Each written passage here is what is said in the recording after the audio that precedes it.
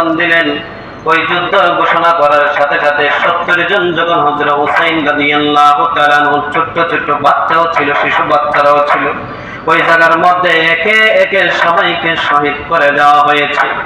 ছোট্ট বাচ্চা, দুধের বাচ্চা আব্দুল্লাহকেও শহীদ করে দেওয়া হয়েছে। ওই শহীদ হওয়ার পরে কোনো বাবা মানতে পারে না। হুসাইন রাদিয়াল্লাহু তাআলা বললেন, আমি একা তাদের সাথে লড়াই করে যেতেছি, কিন্তু আমার কোনো টার্গেট ছিল না এই জায়গার মধ্যে রক্তপাত হবে, কোনো জিহাদ হবে, ওই জায়গার মধ্যে কোনো মারামারি কাটাকাটি হবে, ওইটা আমার মনের মধ্যে কখনো ছিল না। যদি থাকতো তাহলে আমি ছোট ছোট বাচ্চাদেরকে নিয়ে আসতাম না। কোন মুসলমান যখন যতই যুদ্ধ হয়েছে ছোট বাচ্চাদেরকে নেন নাই, কারণ ছোট বাচ্চাদেরকে দিয়ে যুদ্ধ হয় না। ওই ছোট বাচ্চাকে যখন দিয়ে দিল, সকল মানুষ একত্রিত হয়ে গেল। হযরত হুসাইন এক পক্ষে আর সকল এজিদের বাহিনীর আরেক পক্ষে যখন হয়ে গেল, কারো সাহস হয় নাই নবীজির নাতির শরীরে আঘাত করবে, কেউ সাহস করে না। এমন সময় ওই প্রখ্যাত একজন ব্যক্তি উবাইদুল্লাহ ইবনে জিয়াদ আইসা বলতেছে, তোমরা আর কত দেরি করবা?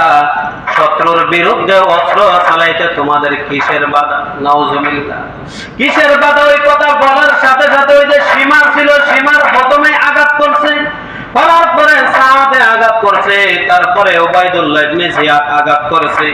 প্রথম আঘাত করার পরে ঐতিহাসিকের মধ্যে দেখলাম লেখা আছে, ইতিহাসের মধ্যে প্রথম আঘাত করার সাথে সাথে তার মগজটা মাটির মধ্যে পড়ে গেছে।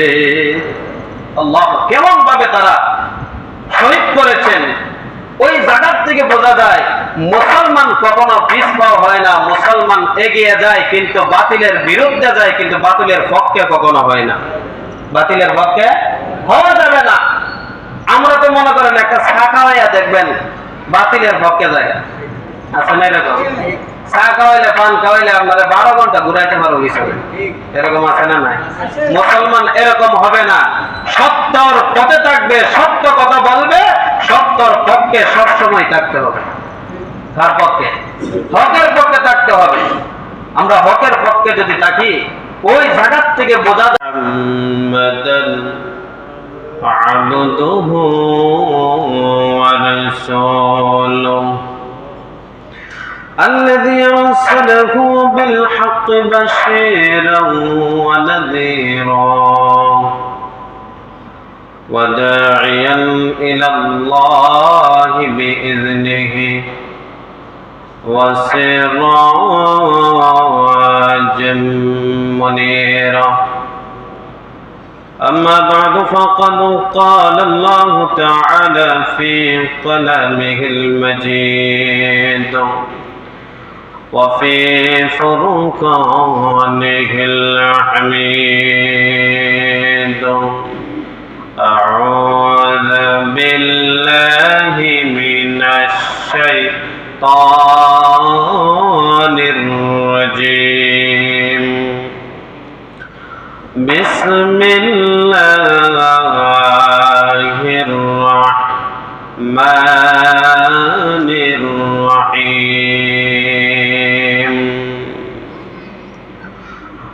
إن الذين آمنوا وعملوا الصالحات كانت لهم جنات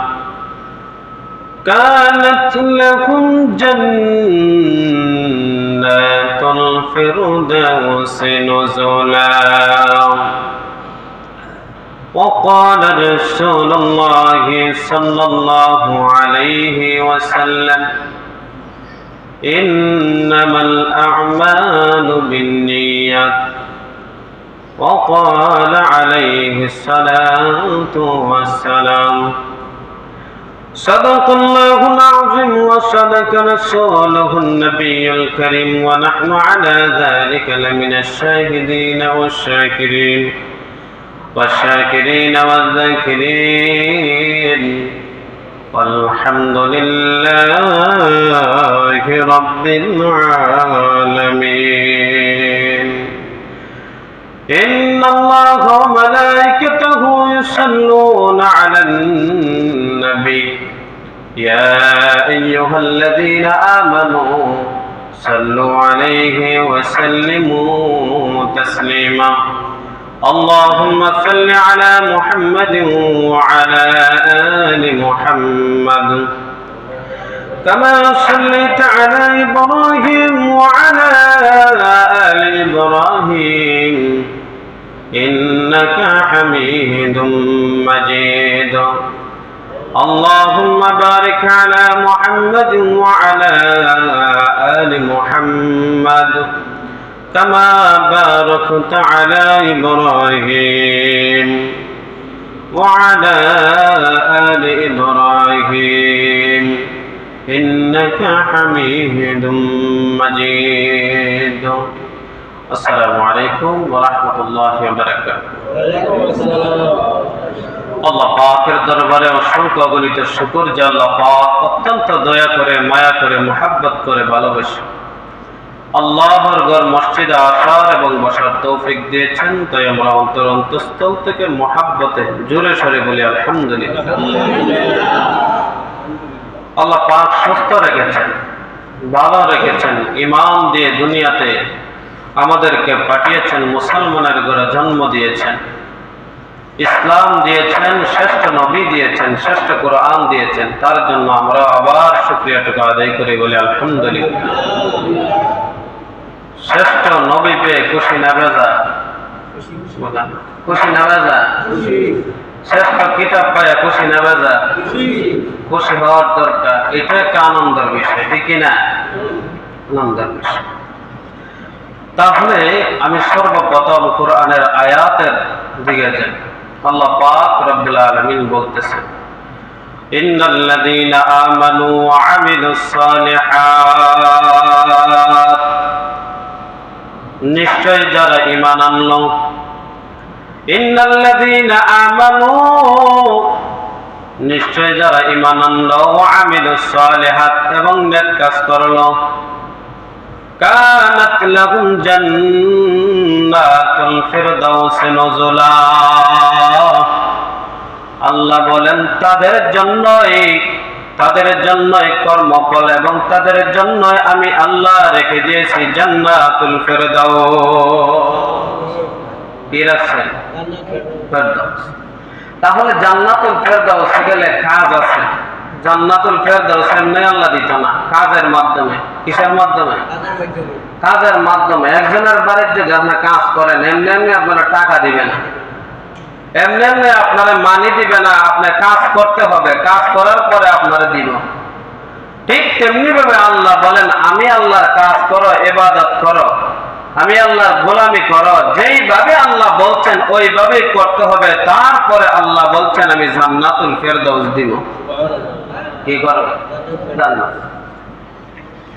আসল আমরা এই সপ্তাহের আলোচনা হলো কিভাবে মুহররমের 10 তারিখে কারবালার ময়দান যে মর্মান্তিক ঘটনা হয়েছিল, এটা কিভাবে হয়েছে এটা আমরা সর্বপ্রথম থেকে আমরা জানার চেষ্টা করি।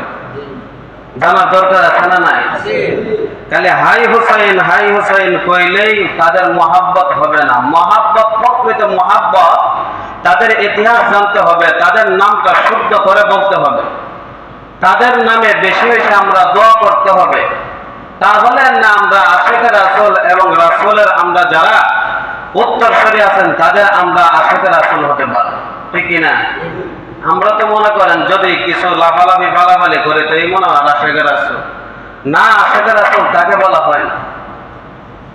তাহলে আসুন আমরা জেনে নেই হযরত আলী রাদিয়াল্লাহু তাআলা আনহু 40 হিজরি অথবা 1-2 অথবা 2 দিন এরকম হবে, ওনাকে শহীদ করা হয়েছে। কি বলা হয়েছে? ওনাকে একদল মুসলমানে কিন্তু তাকে কি করা হয়েছে? শহীদ করা হয়েছে, শহীদ করেছেন। করার পরে ওনার ছেলে ছিল হযরত হাসান রাদিয়াল্লাহু তাআলা। তিনি সিরিয়াল ভাবে হযরত আলী রাদিয়াল্লাহু তাআলা আনহু যখন খলিফা ছিলেন তখন তিনি যখন দুনিয়া থেকে চলে গেলেন, এই সিরিয়াল ভাবে ওনার ছেলে হযরত হাসান রাদিয়াল্লাহু তাআলা আনহু তিনি ওই খেলাফত গ্রহণ করলেন। এটি ঐতিহাসিকগণ বলেন উনি 5 থেকে 6 মাস খেলাফত এবং তিনি রাষ্ট্র পরিচালনা করেছিলেন। কয় মাস? 5 থেকে 6 মাস। করার পরে ঐতিহাসিকগণ বললেন যে 6 মাস করার পরে উনি নিজের ইচ্ছাকৃতভাবে গিয়া বলছেন আমিরে মুয়াবিয়া রাদিয়াল্লাহু তাআলা আনহুর কাছে, ওনার চাচা ছিলেন, ওনার কাছে গিয়া বলতেছে, চাচা আপনি থাকতে আমি কেন খলিফা হব, আমি কেন দেশ চালাবো, আমি কেন রাষ্ট্র চালাবো, আপনি চালান। উনি ওনার চাচার হাতে খেলাফত দিয়া দিলেন। কি দিলেন? খেলাফত দিয়া দিলেন। দেওয়ার পরে আমিরে মুয়াবিয়া রাদিয়াল্লাহু তাআলা আনহু এমনি ভাবে চালাইতে লাগলেন, চালাইতে এমন ভাবে মুসলিম রাষ্ট্রগুলোতে ইসলাম প্রচার হয়েছে, ওই জায়গা পর্যন্ত ভারত এমনকি পাকিস্তান, আফগানিস্তান প্রত্যেকটা জায়গায় জায়গায় আপনার ইসলাম গ্রহণ করতে শুরু করলো, ইসলামের পতাকা আসা শুরু করলো। যে জায়গার মধ্যে মানুষ যাইতে ভয় পায় ওই জায়গার মধ্যে ইসলামের পতাকা এবং ইসলাম গিয়া পৌঁছে গেছে। সুবহানাল্লাহ। এটা কোন আমলে? আমিরে মুয়াবিয়া রাদিয়াল্লাহু তাআলা। যখন 49 হিজরি হইল তখন হযরত হাসান রাদিয়াল্লাহু তাআলা আনহুকে শহীদ করা হয়েছে। কি করা হয়েছে? শহীদ করা হয়েছে। এটা লম্বা ইতিহাস আছে, এই দিকে গেলে সময় একদম শেষ। ওই জায়গার মধ্যে শহীদ করা হয়েছে। হওয়ার পর আমিরে মুয়াবিয়া রাদিয়াল্লাহু তাআলা আনহু দেশ চালাইতে 60 হিজরি পর্যন্ত চালাইলেন। কত হিজরি? 60 হিজরি চালাইলেন। 60 হিজরি 4 রজব ওনার ইন্তেকাল হয়ে যাবেন। এর মুহূর্তে আগ মুহূর্তে ইনি ঘোষণা করলেন যে রাষ্ট্র পরিচালনা আমি মারা যাওয়ার পর রাষ্ট্র পরিচালনা একমাত্র করার দায়িত্ব আমার ছেলের আছে। কার আছে? ছেলের যোগ্যতা আছে। দেশ চালানোর মতো, রাষ্ট্র চালানোর মতো, খলিফা হওয়ার মতো যোগ্যতা আমার ছেলের আছে। এজিদের নাম ঘোষণা করে গেছে। কার নাম? এজিদের নাম। এর আগ মুহূর্তে কিন্তু এজিদের খারাপ কাজগুলো প্রকাশিত হয় নাই। কি হয় নাই? খারাপ কাজ কোনো কাজই প্রকাশিত হয় নাই। তখন এজিদের নাম যখন ঘোষণা করে যায়, কিন্তু ওইদিকে 5 জন সাহাবী ছিলেন, বড় বড় সাহাবী। কয়জন? হযরত হুসাইন রাদিয়াল্লাহু তাআলা আনহু, হযরতে আব্দুল্লাহ ইবনে আব্বাস, হযরতে আব্দুল্লাহ ইবনে ওমর, হযরতে আব্দুল্লাহ ইবনে জুবাইর এবং আরেকজন সাহাবী হলো আব্দুর রহমান ইবনে আবু বকর। কয়জন সাহাবী? বড় বড় 5 জন সাহাবী ছিলেন। হযরত হুসাইন রাদিয়াল্লাহু তাআলা আনহু যখন আমিরে মুয়াবিয়া যখন দুনিয়া থেকে চলে গেছেন, তখন ওনার ছেলে যে এজিদ ছিল, এজিদ কিন্তু দামেস্কে উপস্থিত ছিলেন না, ভিন্ন দেশে ছিলেন। তখন ভিন্ন দেশ থেকে আস্তে আস্তে বাবার জানাজা, দাফন কাফন সব কি ক্লিয়ার হয়ে গেছে। এমন সময় আসছেন, আসার পরে একমাত্র একটা কথা শুনছেন যে তোমার বাবা যাওয়ার আগে তোমাকে খলিফা হিসেবে ঘোষণা করে গেছে। কি করে গেছে? ঘোষণা করে গেছে। এজিদ বলল, ঘোষণা করে গেছে আমি তো খলিফা হব। হযরতে হুসাইন রাদিয়াল্লাহু তাআলা আনহু বলেন, যদি এমন ভাবে চলতে থাকে বাবার পরে ছেলে যদি খলিফা হয়, রাষ্ট্র দেশ পরিচালনা করে, এমন ভাবে যদি দায়িত্ব পায়, তাহলে অযোগ্য ব্যক্তিরাও দেশ চালানোর মতো তাদের দায়িত্ব নিবে। তার জন্য হযরত হুসাইন বলে, এটা আমি মানতে পারি না, এটা আমি কি করতে পারি না। হুসাইন রাদিয়াল্লাহু তাআলা বললেন, আমি এটা মানতে পারি নাই। 5 জন বড় বড় সাহাবীও মানতে পারে নাই, তাকে খলিফা হিসেবে গ্রহণ করেন নাই।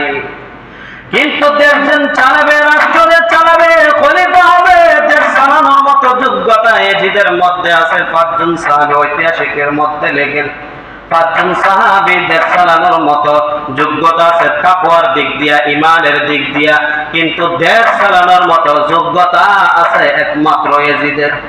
কিসের? আমিরে মুয়াবিয়াও বলছেন যে দেশ চালানোর মতো কার যোগ্যতা আছে? আমার ছেলের আছে। তখন 5 জন সাহাবী মেনে নিতে পারল না। মেনে নিতে না পারার কারণে এজিদ চারদিক দিয়ে গভর্নর যখন হয়ে গেল, যখন খলিফা হয়ে গেল, প্রত্যেকটা জায়গায় জায়গায় সিটি পাঠাইয়া দিল। ওই তিনটি জায়গার মধ্যে তিনজন গভর্নর ছিল। একজনের নাম হলো, যে কুফাবাসীর মধ্যে গভর্নর ছিল তার নাম হলো নোমান ইবনে বাশির, তার কাছে চিঠি পাঠিয়ে দিল। আর একটি জায়গার নাম হলো আল্লাহর নবীর সাহাবী হুজরা হুসাইন রাদিয়াল্লাহু তাআলা আনহু নাতি বললেন। আরেকটি জায়গার মধ্যে আরেকজন গভর্নর ছিল উবাইদুল্লাহ ইবনে জিয়াদ। মদিনার গভর্নর ছিল আরেকজন সাহাবী। ওই সাহাবীকেও বলছে যে তোমরা চিঠি পাঠিয়ে দিলাম, আমি যে দেশ পরিচালনা করতেছি ওই জায়গার মধ্যে তোমরা প্রত্যেকটা জায়গার মধ্যে বিস্তারিত করে দাও, প্রত্যেক জায়গায় প্রচার করে দাও। সব জায়গায় যখন প্রচার হয়ে গেছে তখন ওই মদিনার গভর্নর 5 জন সাহাবীকে ডাক দিছে। কয়জন?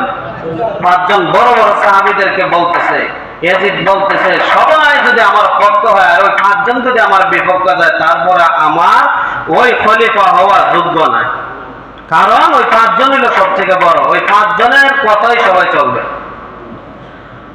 তখন ইয়াজিদ বলতেছে, ওই মদিনার গভর্নরকে বলতেছে, ও গভর্নর তুমি 5 জনকে তোমার মহলের মধ্যে ডাক দাও, ডাক দিয়ে 5 জনকে বোঝায় বলো আমি ইয়াজিদের যেন খলিফা হিসেবে গ্রহণ করে নেয়, খেলাফত গ্রহণ করে নেয়। তখন 5 জন গেলেন। হুসাইন রাদিয়াল্লাহু তাআলা সরাসরি বললেন ইয়াজিদের খেলাফত আমি মেনে নিব না, কারণ হলো বাবার পরে ছেলে হবে এটা আমি চাই না, কিন্তু বাবার পরে এটা যেন না হয় কোনোদিন, ওইটার বিরোধিতা আমি করতেছি। এটা কি করতেছি? বিরোধিতা এটা করতেছি, এটা যেন কোনোদিন আর না হয়। যোগ্য ব্যক্তিদেরকে খলিফা বানাইতে হবে। যখন ইয়াজিদ বলতেছে, বলার পরে মদিনার গভর্নর নাক দিয়া বলতেছে, তখন কেউ সকল ওই 5 জন সাহাবী বলতেছে যে আমরা চাই না ইয়াজিদকে গভর্নর, আমরা মন থেকে মেনে নিতে পারি নাই। যখন এই কথা বলছে হুসাইন রাদিয়াল্লাহু তাআলা আনহু, এই কথা বলার সাথে সাথে মদিনার গভর্নর ইয়াজিদের কাছে চিঠি পাঠিয়ে দিলেন, ও ইয়াজিদ আপনি তো খলিফা, শুনে নেন আপনার খলিফা এবং খেলাফত হযরত হুসাইন রাদিয়াল্লাহু তাআলা আনহু মেনে নিতে পারতেছেন না। তখন মদিনার গভর্নরকে বলতেছে তাকে গ্রেফতার করো, তাকে কি করো? গ্রেফতার করো। তখন ওই জায়গার মধ্যে গ্রেফতার করতে পারেন নাই। হযরত হুসাইন রাদিয়াল্লাহু তাআলা আনহু 4 জন সাহাবী থেকে বিদায় হয়ে বলতেছে আমার যা কিছু আছে সব কিছু নিয়ে আমি মদিনার দিকে রওনা হয়ে যাই, মক্কায় আমি চলে যাব। মক্কায় চলে যাব এই কথা শুনিয়া 4 জন সাহাবী কান্না করা শুরু করে দিলেন। মনে হইতেছে আপনি মক্কায় যান নাই, আপনি মনে হয় কুফার দিকে আগাইতেছে। কিসের দিকে? কুফার দিকে আগাইতেছেন। আপনার বাবাকে যেইভাবে ষড়যন্ত্র করে মারা হয়েছে আপনাকে ওইভাবে ষড়যন্ত্র করে শহীদ করা হবে। হযরত হুসাইন রাদিয়াল্লাহু তাআলা আনহু আব্দুল্লাহ ইবনে আব্বাস রাইসুল মুফাসসিরিন বলতেছেন, ও হুসাইন আপনি যাইবেন না। ওনাকে একটি বড় ইতিহাস আছে এবং বড় ঘটনা আছে, ওই জায়গার মধ্যে ওনাকে আঞ্জা মাইয়া ধইরা অনেক সময় কান্না করে বলতেছেন। হযরত আব্দুল্লাহ ইবনে উমর বলতেছেন, ও নবীজির নাতি আপনি ওই দিকে যাবেন না, হাদিস শরীফের মধ্যে আছে ও শহীদ আপনি যাবেন না। তার কারণ হলো তার আগে থেকেই জানতো বাবাকে যেভাবে হত্যা করা হয়েছে, যেভাবে শহীদ করা হয়েছে, তার সন্তানকেও ওইভাবে শহীদ করার কল্পনা তারা করতেছে। হযরত হুসাইন রাদিয়াল্লাহু তাআলা আনহুকে কোনোভাবে বাধা দিয়ে মানাইতে পারতেছেন না। তিনি মক্কার দিকে চলে গেলেন। মক্কায় যখন গেলেন কুফাবাসীরা শত শত সিটি পাঠাইতেছে। কি পাঠাইতেছে? শত শত সিটি পাঠাইতেছে, বলতেছে আমরা কুফাবাসীরা এখনো ইয়াজিদের খেলাফত মেনে নেই নাই, খলিফা হিসেবে মেনে নেই নাই। আপনি এখন আসতে পারেন, কারণ আমরা 1 লক্ষ অধিক মানুষ আপনার পক্ষে আছি ইয়াজিদের বিরুদ্ধে যুদ্ধ করার জন্য। কি ধরনের উস্কানি দিতেছে? কি করবেন? 1 লক্ষ মানুষ আছে হুসাইন রাদিয়াল্লাহু তাআলা আনহুর পক্ষে। হুসাইন রাদিয়াল্লাহু তাআলা আনহু ওই চিঠিগুলা পাইয়া তার চাচাতো ভাই মুসলিম ইবনে আকিলকে পাঠাইলেন। কুফার দিকে রওনা হয়ে গেলেন। কুফার দিকে বললেন, ও মুসলিম ইবনে আকিল, আপনার আমার চাচাতো ভাই, শোনো, তুমি যাও কুফাবাসী গিয়ে দেখো আমার পক্ষে আছে না বিপক্ষে আছে। আর কি করতেছে? পরীক্ষা করতেছেন, বুঝাইতেছেন যে এই জায়গা অবস্থান কিরকম। মুসলিম ইবনে আকিল ওই জায়গার মধ্যে গিয়ে একটা ঘরের মধ্যে উঠলেন। ওই ঘরের একজন সাহাবীও ছিলেন। ওই সাহাবী গরওয়া, আল্লাহ রাসূল সাল্লাল্লাহু আলাইহি ওয়াসাল্লামের সাহাবী, তার নাম হলো হানি ইবনে গরওয়া। ওই সাহাবীর বাড়িতে যখন গেলেন, যাওয়ার পরে ওই গভর্নর, কুফার গভর্নর ঘোষণা করে দিলেন যে সে আসতেছে কুফার দিকে, তাকে যে কোনো অবস্থায় তাকে গ্রেফতার করতে হবে, তাকে আক্রমণ করতে হবে। ওই কথা যখন বলছে, কিছু দল বাহিনী তাকে খোঁজাখুঁজি শুরু করে দিয়েছে। ওই জায়গার ভিতরে যখন হানি ইবনে গরওয়ার ঘরের মধ্যে গেলেন, যাওয়ার পরে ওই দল বাহিনী শুনতে পাইলেন যে ওই ঘরের মধ্যে আছে। ওই ঘরের মধ্যে গিয়া একজনকে শুধু গ্রেফতার করলেন, হানি ইবনে গরওয়াকে গ্রেফতার করে নিয়ে চলে গেলেন। যাওয়ার পরে ওই জায়গা থেকে মুসলিম ইবনে আকিল 4000 মানুষ নিয়ে চলে গেলেন তাকে ছোটায় আনার জন্য। কয় হাজার? 4000 লোক নিয়ে চলে গেলেন ওই জায়গা থেকে তাকে ছুটিয়ে আনার জন্য। কিন্তু 4000 মানুষ যখন গেলেন, যাওয়ার পরে তার বিবি, সন্তান, স্ত্রী, মা, বাবা ওই মানুষগুলাকে বোঝাইতে লাগলেন, ওই জায়গার মধ্যে যুদ্ধ হবে, রক্তপাত হবে, ওই জায়গার মধ্যে তোমরা নাক গলাইতে যাই আমার। ঠিক না? কি বলতেছে? এই জায়গার মধ্যে তোমরা যাই। অনেকে আছে দেখবেন, দুইজনের ঝগড়া লাগলে একজনের ছোটাইতে যাইব, মা বাপে ছেলে সন্তান না করে, তুমি কেন যাও, কি লিখে? হ্যাঁ, এখানে গিয়ে তুমি মধ্যে পিঠা খাইবা। ঠিক না? ওই স্ত্রীগণ, ছেলে সন্তানগণ গিয়া বলতেছে, বাবা ওই জায়গা তোমরা যাওয়ার দরকার নাই, তোমরা বাড়িতে চলে আসো। মুসলিম ইবনে আকিল পিছনে তাকায় দেখে মাত্র 70 জন আছে। কয় হাজার ছিল? 4000 আছে। কয় হাজার? 4000-এর মধ্যে মাত্র 70 জন আছে। 70 জনে আরেকবার তাকায় দেখে মাত্র 10 জন আছে। আরেকবার তাকায় দেখে 7 জন আছে। আবার পিছন দিক দিয়ে তাকায় দেখে মুসলিম ইবনে আকিল ছাড়া আর কেউ নাই। মুসলিম ইবনে আকিল তাকায় দেখলো, হায় হায়, আমার পক্ষে 4000 লোক ছিল, এখন আমি ছাড়া আর কেউ নাই। ওই 4000 মানুষ হয় এখন পর্যন্ত তারা এখনো জমিনের মধ্যে তাদের উত্তরসূরি আছে। তারা হলো শিয়ার দল। তারা কিসের দল? তারা পিছন দিক দিয়ে চলে গেছে। তারা সন্তানের চিন্তা করছে, মার চিন্তা করছে, কিন্তু হুসাইন রাদিয়াল্লাহু তাআলা আনহুর ইজ্জতের দিকে, সম্মানের দিকে, জীবনের দিকে তারা তাকায় নাই। তারাই আজকে তারা হুসাইন রাদিয়াল্লাহু তাআলা আনহুর উত্তরসূরি দাবি করে। ঠিক না?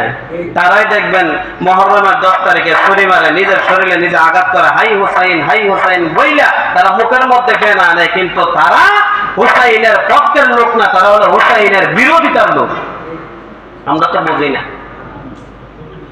ওই জায়গার মধ্যে মুসলিম ইবনে আকিল ওই জায়গার মধ্যে দাঁড়ায় দাঁড়ায় চিন্তা করে, আমার পক্ষে এতজন লোক ছিল, কিন্তু এখন পর্যন্ত আমি ছাড়া আর কেউ নাই। মুসলিম ইবনে আকিল ওই জায়গা থেকে চিন্তা করতে করতে কোন জায়গায় যাবে তিনি চিন্তা করতেছে। একটি জায়গার মধ্যে গেছে, একটি বারান্দার মধ্যে একজন বৃদ্ধ মহিলা বসে রয়েছে। ঐতিহাসিক গণ ইতিহাসের মধ্যে লেখেন ওই মহিলার নাম হলো তোয়াওয়া। ওই তোয়াওয়ার ঘরের মধ্যে যখন গেলেন, গিয়া মহিলাকে বলতেছেন, উম্মা আমাকে একটু জায়গা দিবেন, আমি হলাম হুসাইন রাদিয়াল্লাহু তাআলা আনহু, আমাকে পাঠিয়েছেন দুধ হিসাবে কিছু খবর দেওয়ার জন্য। তখন বলতেছে, হ্যাঁ ঠিক আছে। ওই ঘরের মধ্যে পানি দেয়, খাবার দেওয়ার পরে ওই মহিলার ছেলে এসে বলতেছে, মা আমাদের ঘরে কে খাবার দাও, পানি দাও, সবকিছু দাও। ওই ঘটনা অনেক লম্বা। ওই সন্তান বলতেছে, গ্রেফতার না জারি হয়েছে ওই ব্যক্তি আমাদের ঘরে। ব্যক্তি কার ঘরে? আমাদের ঘরে থাকতেছে, খাইতেছে, আমার মা সবকিছুই করতেছে। যখন এই কথা শুনে গ্রেফতার না জারি করে গ্রেফতার করে নিয়ে গেছে। নিয়ে যাওয়ার পরে উবাইদুল্লাহ ইবনে জিয়াদ, সে ছিল কঠোর মনের, পাষাণ মনের একজন লোক। ওই লোক গিয়ে একটি ছাদের উপরে তুলে মুসলিম ইবনে আকিলকে ওই ছাদের উপর থেকে ফেলাইয়া শহীদ করা হয়েছে। কি করা হয়েছে? শহীদ করা হয়েছে। ওই মুসলিম ইবনে আকিল রাদিয়াল্লাহু তাআলা আনহু হুসাইন রাদিয়াল্লাহু তাআলা আনহুকে একটি চিঠি পাঠাইছেন, ও ভাই তুমি কুফাবাসীর কাছে আসতে পারো, কারণ কুফাবাসীরা চায় তুমি যেন আসো আর এজিদের বিরুদ্ধে যুদ্ধ করো। কোন সময় পাঠাইছেন? যখন কোনে উপস্থিত হয়েছিলেন তখন পাঠিয়েছিলেন, কিন্তু যখন এই অবস্থা হয়েছে মৃত্যুর আগ মুহূর্তে একজন সাহাবী কানে কানে বলতেছে, আমার ভাইয়ের কাছে আমি চিঠি পাঠিয়েছি, কুফাবাসীরা ভাইয়ের পক্ষে আছে, কিন্তু এখন দেখতেছি আমার ভাই যদি কুফাবাসীর কাছে আসে তাহলে তাকে ওই তার বাবার মতোই শহীদ করা হবে। কানে কানে বলতেছে এক সাহাবীকে, তুমি আমার ভাইয়ের কাছে সংবাদটা পৌঁছাইয়া দাও, খবরটা পৌঁছাইয়া দাও, যেন সে কুফাবাসীর কাছে না আসে, কুফাবাসীর কাছে না আসে। ওই দিক দিয়া হযরত হুসাইন রাদিয়াল্লাহু তাআলা আনহু রওনা হয়ে গেছে। কি হয়ে গেছে? রওনা হয়ে গেছে। রওনা হইতে হইতে হাঁটতে হাঁটতে আপনার 70 জন ওনার বংশধর যারা ছিলেন, 70 জন আত্মীয় স্বজন কাছের 70 জনকে নিয়ে, শিশু বাচ্চা পর্যন্ত নিয়ে রওনা দিচ্ছে। কয়জন? 70 জনকে নিয়ে রওনা দিচ্ছেন, দিয়ে আপনার কুফাবাসীর দিকে রওনা দিচ্ছেন। এই মুহূর্তে ইরাকের ফোরাত নদীর পারে কারবালার ময়দানে আসলেন। কিসের ময়দানে? কারবালার ময়দানে আসলেন। আরেকটা বিষয়, যে ওই কুফার মধ্যে ছিলেন নু'মান ইবনে বাশির, তিনি ছিলেন গভর্নর। তিনি কি ছিলেন? গভর্নর। আরেকটি জায়গা, ওই জায়গার বসরার গভর্নর ছিল উবাইদুল্লাহ ইবনে জিয়াদ। তখন চিন্তা করলো ইয়াজিদে যে উবাইদুল্লাহ ইবনে জিয়াদকে দিয়ে একমাত্র সম্ভব হুসাইন রাদিয়াল্লাহু তাআলা আনহুর বিরোধিতা করা। কি করা? বিরোধিতা করা এবং আক্রমণ করা তার দ্বারাতেই সম্ভব, কেননা সে একজন খারাপ লোক ছিল। ওই লোক দিয়া তাকে হুসাইনের বিরোধিতা করার একমাত্র সম্ভব, কিন্তু নু'মান ইবনে বাশিরকে দিয়া হবে না। ওই সময় বসরার গভর্নরকেও উবাইদুল্লাহ ইবনে জিয়াদকেও আবার ওই কুফার গভর্নর বানায় দিছে। কিসের গভর্নর? কিসের জন্য? হুসাইনের বিরুদ্ধে যাওয়ার জন্য, হুসাইনের বিরুদ্ধে গিয়ে যুদ্ধ করার জন্য, লড়াই করার জন্য তাকে একমাত্র সম্ভব। কারণ নু'মান ইবনে বাশির তিনি ছিলেন একজন নরম মনের মানুষ।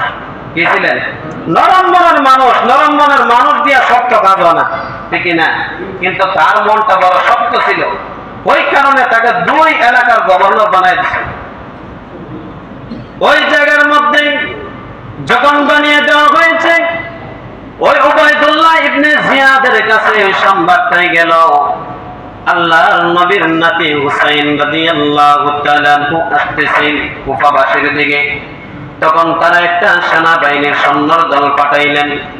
ওই ফোরাত নদীর কাছে যখন গেলেন, কারবালার ময়দানে যখন গেলেন, যাওয়ার পরে ঐতিহাসিকগণ বলেন 9 তারিখে, মুহররমের 9 তারিখে উপস্থিত হয়েছেন। অনেকে আবার লেখছেন 10 তারিখে উপস্থিত হয়েছেন, কিন্তু যুদ্ধটা সকালবেলা শুরু হয়েছে। কোন বেলা? সকালবেলা শুরু হয়েছে। ওই যুদ্ধ যখন হবে রাত মুহূর্তে, ওই সৈন্য বাহিনীর 2 জন লোক ছিল বড় খারাপ লোক। ওই হুসাইন রাদিয়াল্লাহু তাআলা আনহুর বিরুদ্ধে যাওয়ার জন্য 2 জন লোক, একজনের মনটা বড় ভালো ছিল, উমর ইবনে সাদ। উমর ইবনে সাদ ছিলেন প্রথম। 2 নম্বরে হলো সীমা, তার নাম কি ছিল? সীমা। ওই 2 জন প্রধান ছিল। একজন বড় ছিলেন উমর ইবনে সাদ। বলতেছে, তোমরা আসছো ভালো কথা, কিন্তু তোমাদের সাথে রক্তপাত হবে না। হুসাইন রাদিয়াল্লাহু তাআলা আনহু 3টা শর্ত দিলেন। কয়টা? 3টা প্রস্তাব দিলেন। উমর ইবনে সাদ, তুমি শোনো, তোমার কাছে 3টা প্রস্তাব দিলাম। 1 নাম্বার হলো, আমি যে জায়গা থেকে আসছি, মক্কা থেকে আসছি, আমাকে মক্কা আবার পৌঁছায়া যাওয়ার জন্য প্রস্তুতি করে দাও। 2 নাম্বার, যদি না পারো তাহলে আমাকে ইয়াজিদের সাথে সাক্ষাৎ করাও। কার সাথে? ইয়াজিদের সাথে সাক্ষাৎ করাও। যত ধরনের সমস্যা আছে ইয়াজিদের সাথে আমি কথা মিটমাট করে নিব। 3 নাম্বার, যদি তাও না পারো আমাকে মুসলিম অন্য একটা রাষ্ট্রের মধ্যে পৌঁছাইয়া দাও, আমি সাধারণ মুসলমানের মতো আমি জীবন যাপন করব। প্রস্তাব কয়টা? 3টা প্রস্তাব দিয়েছিলেন। ওই দিক দিয়া কঠোর মনের মানুষ উবাইদুল্লাহ ইবনে জিয়াদ বলতেছে, ওই হুসাইনকে যে জায়গা পাইবা সেই জায়গাতেই গ্রেফতার করবা। কি করবা? গ্রেফতার করে ফেলবা। তখন উবাইদুল্লাহ ইবনে জিয়াদের কথা শোনার পরে উমর ইবনে সাদ বলতেছে, তাকে গ্রেফতার করার দরকার নাই, কারণ সে হলো আল্লাহ রাসূল সাল্লাল্লাহু আলাইহি ওয়াসাল্লামের বংশধর ইমাম হুসাইন রাদিয়াল্লাহু তাআলা আনহু। তার বিরুদ্ধে আমরা যাব, এটা হতে পারে না। তিনটা প্রস্তাব দেওয়ার সাথে সাথে ওমর ইবনে সাদের মনটা বড় নরম হয়ে গেছে। কিন্তু সীমার যে লোকটা ছিল, সীমার বলতেছে, ও সাদ তুমি শোনো, শিকার হাতের মধ্যে পায়া ছাড়ার দরকার নেই। সে ছিল বড় কঠোর মনের মানুষ, এমন কঠোর মনের মানুষ ছিলেন। ওমর ইবনে সাদ বলতেছে, আমার মনটা নরম হয়ে গেছে তিনটা কথা শোনা পরে। কিন্তু সীমার যখন এই কথাটা বললো, বলার সাথে সাথে বলে যুদ্ধ ঘোষণা করে দিলেন। যুদ্ধ ঘোষণা করে যখন দিলেন, ওই যুদ্ধ ঘোষণা করার সাথে সাথে 70 জন যখন হযরত হুসাইন রাদিয়াল্লাহু তাআলা আনহু, ছোট্ট ছোট্ট বাচ্চাও ছিল, শিশু বাচ্চারাও ছিল, ওই জায়গার মধ্যে একে একে সবাইকে শহীদ করে দেওয়া হয়েছে। ছোট্ট বাচ্চা, দুধের বাচ্চা আব্দুল্লাহকেও শহীদ করে দেওয়া হয়েছে। ওই শহীদ হওয়ার পরে কোনো বাবা মানতে পারে না। হুসাইন রাদিয়াল্লাহু তাআলা আনহু বললেন, আমি একা তাদের সাথে লড়াই করে যেতেছি, কিন্তু আমার কোনো টার্গেট ছিল না এই জায়গার মধ্যে রক্তপাত হবে, কোনো জিহাদ হবে, ওই জায়গার মধ্যে কোনো মারামারি কাটাকাটি হবে, ওইটা আমার মনের মধ্যে কখনো ছিল না। যদি থাকতো তাহলে আমি ছোট ছোট বাচ্চাদেরকে নিয়ে আসতাম না। কোন মুসলমান যখন যতই যুদ্ধ হয়েছে ছোট বাচ্চাদেরকে নেন নাই, কারণ ছোট বাচ্চাদেরকে দিয়ে যুদ্ধ হয় না। ওই ছোট বাচ্চাকে যখন দিয়ে দিল, সকল মানুষ একত্রিত হয়ে গেল হযরত হুসাইন এক পক্ষে আর সকল এজিদের বাহিনীর আরেক পক্ষে। যখন হয়ে গেল, কারো সাহস হয় নাই নবীজির নাতির শরীরে আঘাত করবে, কেউ সাহস করে না। এমন সময় ওই প্রখ্যাত একজন ব্যক্তি উবাইদুল্লাহ ইবনে জিয়াদ আইসা বলতেছে, তোমরা আর কত দেরি করবা? শত্রুর বিরুদ্ধে অস্ত্র চালাইতে তোমাদের কিসের বাধা? নাউজুবিল্লাহ, কিসের বাধা? ওই কথা বলার সাথে সাথে ওই যে সীমা ছিল, সীমার প্রথমে আঘাত করছে, করার পরে সাদে আঘাত করছে, তারপরে উবাইদুল্লাহ ইবনে জিয়াদ আঘাত করেছে। প্রথম আঘাত করার পরে ঐতিহাসিকের মধ্যে দেখলাম লেখা আছে, ইতিহাসের মধ্যে প্রথম আঘাত করার সাথে সাথে তার মগজটা মাটির মধ্যে পড়ে গেছে। আল্লাহ, কেমন ভাবে তারা শহীদ করেছেন, ওই জায়গার থেকে বোঝা যায় মুসলমান কখনো পিছপা হয় না। মুসলমান এগিয়ে যায় কিন্তু বাতিলের বিরুদ্ধে যায়, কিন্তু বাতিলের পক্ষে কখনো হয় না। বাতিলের পক্ষে হওয়া যাবে না। আমরা তো মনে করেন একটা চা খাওয়াইয়া দেখবেন বাতিলের পক্ষে যায়, আচ্ছা না? এরকম চা খাওয়াইলে, পান খাওয়াইলে আপনারা 12 ঘন্টা ঘুরাইতে পারো হিসাবে, এরকম আছে না? নাই। মুসলমান এরকম হবে না, সত্যর পথে থাকবে, সত্য কথা বলবে, সত্যর পক্ষে সবসময় থাকতে হবে। তার পক্ষে, হকের পক্ষে থাকতে হবে। আমরা হকের পক্ষে যদি থাকি, ওই জায়গার থেকে বোঝা যায় যে মুসলমানের দ্বন্দ্ব হইয়া একমাত্র কারণ হলো যে মুসলমান দ্বন্দ্ব হওয়ার কারণ হলো যে ক্ষমতা অনেকে একবার পায় ভালোভাবে, ন্যায়ভাবে, আবার অনেকে পায় অন্যায়ভাবে। ঠিক না? দুইভাবে ক্ষমতা আছে। কয়ভাবে? দুইভাবে। একটা জোরে, গায়ের জোরে, শক্তির জোরে, টেহার জোরে ক্ষমতা আছে, আর একটা আছে সম্মানের কারণে। কিসের কারণে? সম্মানের সহিত আছে, সবাই সাপোর্ট করে, ভালো বুঝা, ভালো জানে, তার কারণে তাকে ক্ষমতার চেয়ারে বসায়। আবার অনেকে আছে শক্তির জোরে, টাকার জোরে, ক্ষমতার জোরেও বসে, আছে না? নাই। তাহলে যারা ক্ষমতার জোরে আসে তারা সঠিক মানুষ নয়, তারা বেঠিক মানুষ। আর ক্ষমতার জোরে যারা বসে আর মানুষে যারা বসায়, তারা আমানতের খেয়ানত করলো। তারা কি করলো? আমানতের খেয়ানত করলো। আর যারা সঠিক 10 জনের মাইনা ওই চেয়ারের মধ্যে বসালে, ওই মানুষের দ্বারা কখনো অন্যায় কাজ হতে পারে? অন্যায় কাজ হবে না, কারণ সে আল্লাহর রাসূলকে মানে, আল্লাহকে মানে, কোরআনকে মানে। শেষ বিচারের যে বিচার হবে, ওইটা তার মধ্যে ভয় ঢুকছে, কবরের ভয় আছে, আখিরাতের ভয় আছে, সবকিছু তার মধ্যে আছে। তার দ্বারা অন্যায় কাজ হতে পারে না। ঠিক না? তাহলে আমরা ওই ঘটনার থেকে বুঝলাম কি, যে আমরা ওই প্রকৃত ঘটনা। আবার এদিন আছে অনেক মানুষ আছে 10 মুহররমকে কেন্দ্র করে কান্নাকাটি করে, আছে না? নাই। হ্যাঁ, কান্নাকাটি, বিভিন্ন ধরনের কান্না করে। আল্লাহ রাসূল সাল্লাল্লাহু আলাইহি ওয়াসাল্লাম বলেন, যারা সাত সিরিয়ালা বোঝেননি, সাত সিরিয়ালা পাঞ্জাবি সিরিয়ালা কানতে কানতে এরকম আছে না, হ্যাঁ, বিভিন্ন ধরনের কাপড় সিরিয়ালা, আল্লাহ রাসূল বলেন এটা হলো জাহিলি যুগের মতো তারা কান্না করে না। কারণ হলো যারা ওইভাবে কান্না করে তারা আমি নবীর উম্মতের অন্তর্ভুক্ত না, আমি নবীর উম্মত না।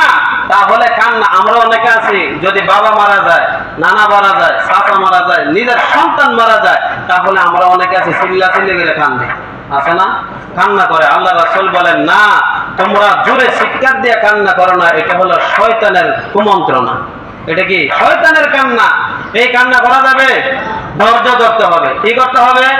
ধৈর্য ধরতে হবে। কারণ আইয়ুব আলাইহিস সালাতু ওয়াস সালামের দিকে তাকাইলে কি পরিমাণ ধৈর্য আল্লাহ দিয়েছিলেন, ওই দিকে যদি ঘটনা পড়েন, কোরআনের আয়াত বাহির করেন, তাহলে আপনারা বুঝতে পারেন যে আইয়ুব নবীকে আল্লাহ কত ধৈর্য দিয়েছিলেন।